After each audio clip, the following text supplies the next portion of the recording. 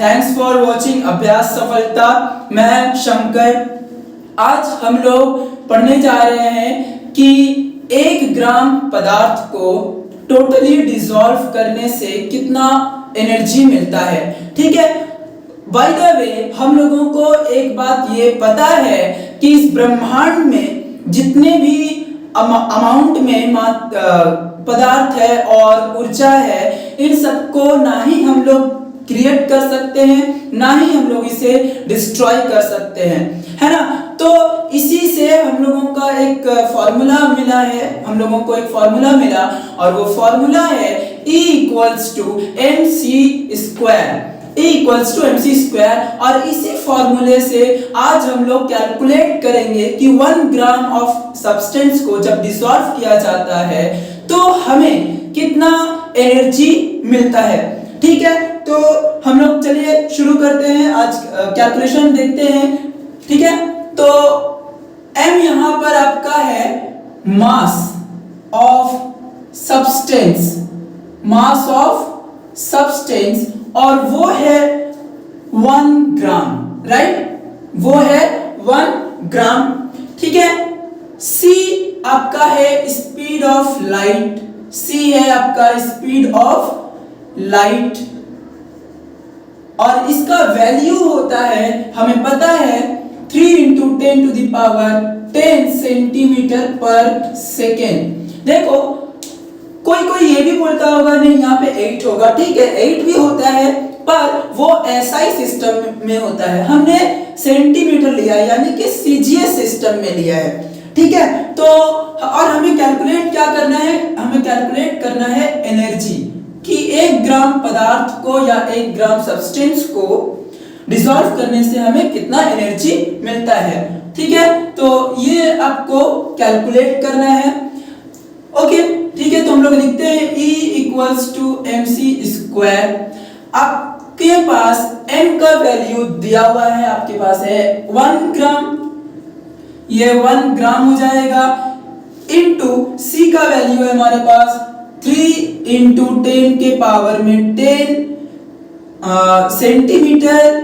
Centimetre पर second, ये यहाँ पे स्क्वायर, और हमने पता है कि ग्राम सेंटीमीटर स्क्वायर पर सेकेंड स्क्वायर अर्ग होता है, कितना होता है, अर्ग होता है। ओके, तो ये हो जाएगा आपका 9 × 10 के पावर में 20 अर्ग, राइट। अब हम लोग इस अर्ग को जूल में कन्वर्ट करते हैं। ठीक है, तो जब जूल में कन्वर्ट करेंगे तो इसको पूरे अर्ग को, इस पूरे टर्म को × 10⁻⁻7 से मल्टीप्लाई करेंगे, तो ये क्या हो जाएगा 9 × 10⁻20 इंटू आपका हो जाएगा 10 के पावर में -7, और ये आपका हो जाएगा जूल। ठीक है, ठीक है, तो हमें 1 ग्राम सब्सटेंस को डिसॉल्व करने से मिलता है इतना एनर्जी। अब एनर्जी को, ये तो एनर्जी का यूनिट है, ठीक है, लेकिन एनर्जी का और एक यूनिट है और वो है कैलोरी। तो हम लोग इसको कैलोरी में भी कन्वर्ट करेंगे, तो जब कैलोरी में कन्वर्ट करेंगे तो वो हो जाएगा 9 इंटू, इसको कैलकुलेशन करने से आप लोग अगर लॉ ऑफ इंडिसेस पढ़े हैं और जानते हैं तो हमें पता है कि बेस जब सेम होता है तो पावर क्या होता है, ऐड होता है, और जब पावर ऐड होगा, दोनों को ऐड करेंगे तो ये हो जाएगा 10 के पावर में 13। ओके, और जूल को हम लोग कन्वर्ट करने जा रहे हैं कैलोरी में। ओके, तो ये हो जाएगा 0.239। ठीक है, ये कैलोरी आपका।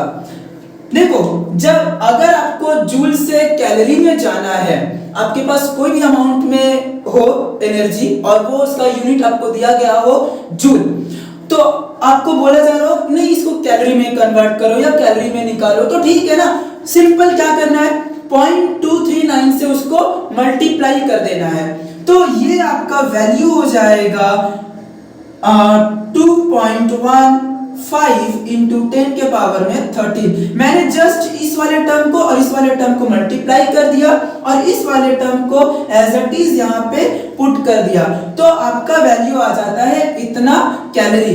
कितना, मतलब ये आपका हो गया है E E इक्वल्स टू आ रहा है आपका इतना कैलोरी 2.15 इंटू 10 के पावर में 13 कैलोरी। ओके, तो ठीक है, आई होप कि ये आपको समझ में आया होगा।